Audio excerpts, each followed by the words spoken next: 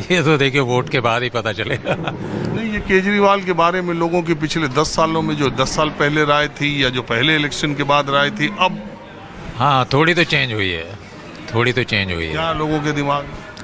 काम उस स्तर से नहीं हुआ जिस स्तर से होना चाहिए। देखिए ना कितना गंदा है दिल्ली शहर, कहते हुए मतलब हमें भी शर्म आती है कि देश की राजधानी होते हुए भी और इतने इनके वादे होते हुए भी हम इसको लंदन कर देंगे या ऐसा कर देंगे, लेकिन कुछ हो नहीं पाया है। साफ़ सफाई बिल्कुल नहीं है। मैं गुजरात में रहा हूँ, सूरत में रहा हूँ, वहाँ का कल्चर देखिए आप, रात को सफाई होती है और इतना ज़बरदस्त मेंटेन होता है कि ज़रा सा गड्ढा हो जाए तो अगले दिन आपको भरा हुआ मिलता है। यहाँ तो कचरा पड़ा है तो पड़ा ही है, कोई साफ़ सफाई है ही नहीं है।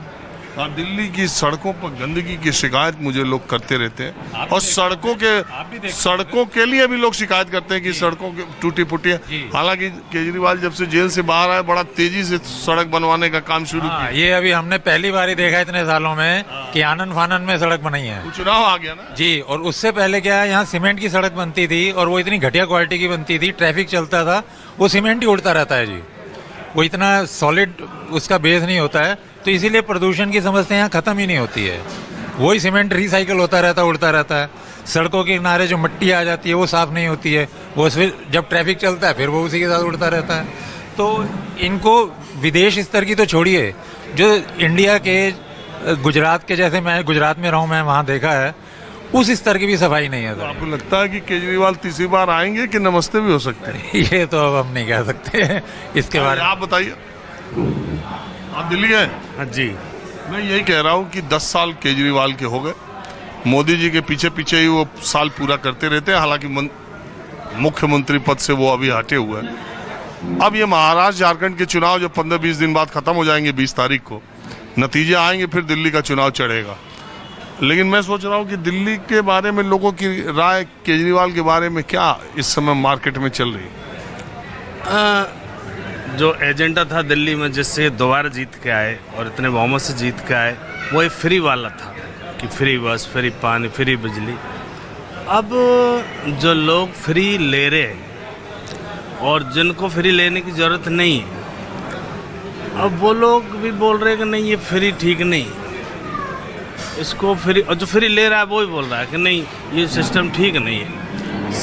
लोगों का कहीं न कहीं। लेकिन हमने तो देश में देखा, जो 5 किलो राशन ले रहे हैं, मोटरसाइकिल से राशन लेने जाते हैं, तब भी कहते हैं फ्री ठीक है। वो कहें भले कि नहीं ठीक है, लेकिन लेने में वो पीछे नहीं रहते। दिल्ली में महिलाएं 1 रुपया बस में नहीं देती, फ्री का चल रही हैं।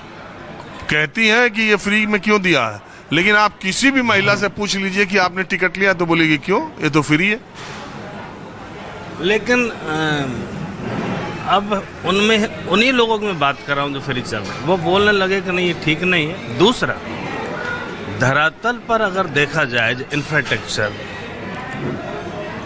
में कोई खास काम हुआ नहीं है, और अब वो बोलते हैं कि सरकार नहीं करने देती, एलजी नहीं करने देता, तो लोगों को तो इससे मतलब नहीं है कि क्यों नहीं हो रहा, लोगों को तो काम होना चाहिए। आप 10 साल रह लिए यही कहते कहते कि एलजी नहीं करने दे रहे, मोदी जी नहीं करने देते। लोग इन चीज़ों को समझ रहे हैं कि ऐसा नहीं है। लीकर पॉलिसी आपने बनाई तो आप बना ली, उसको लागू कर दिया अपने आप, और वो कहीं न कहीं निश्चित घोटाला है। अब वो घोटाला है कि नहीं है, उसके पहले तो उसकी जांच हो।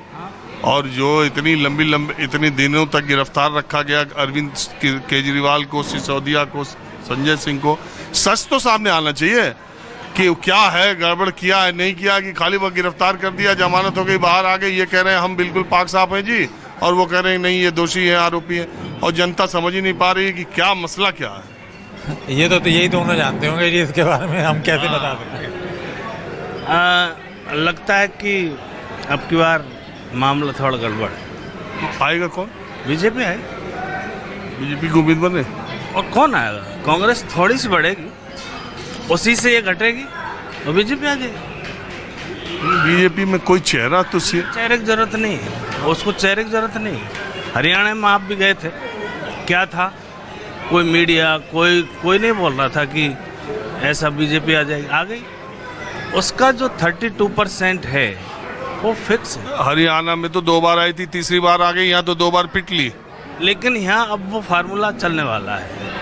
क्योंकि कांग्रेस का वोट बढ़ेगा निश्चित और उनका वोट कांग्रेस का बढ़ेगा तो आम आदमी पार्टी का घटेगा, घटेगा और बीजेपी आ जाएगी। सीधा फार्मूला है, कटेगा तो बटेगा। घटेगा जरूर। तो चलिए मैं कुछ और लोगों से बात करता हूँ। क्या मिजाज है? ठीक है सर, बहुत बढ़िया। आपको सालों बाद देखा, 2 साल बाद अरे नहीं, अभी तो रोज देख रहा हूँ टेलीविजन में, मैं रोज देख रहा हूँ। एक्चुअली हम आपके आशिक हैं। रात को 6:15 नहीं तो 11 बजे नहीं तो 1 बजे। अरे छोड़िए हमारा। हाँ, अरे माहौल, इंडिया का माहौल किस बारे में? अरे आप तो हर चुनाव में बीजेपी को जिता के रखते हाँ, हैं, तो झारखंड, महाराष्ट्र सब जगह तो जीती रही है आपके हिसाब ऐसा है, महाराष्ट्र में मैंने देखा, हिसाब लगाया है, 9 करोड़ 63 लाख वोटर हैं। 70 लाख लाडली बहना वो बेनिफिशियरी हैं। 60% वोटर देंगे। 9 छीक 54, 5 करोड़ 40 लाख वोट पड़ेंगे। 70 लाख बेनिफिशियरी हैं, उनके साथ एक एक वोट लगाओ, 1 करोड़ 40 लाख हो गए। 1 करोड़ 40 लाख आप 5.5 करोड़ का लगा लो, 22%। ठीक है, 22% वोट तो बीजेपी ने ले लिए हैं। ठीक है, अब मेरी कैलकुलेशन जो है, अब रह गए 37, 38, 39%, रह गए 16%, 17 और 18%। मेरे को लगता है बीजेपी बिल्कुल क्लियर गवर्नमेंट बना रही है। झारखंड, मैंने हरियाणा के बारे में भी कहा था।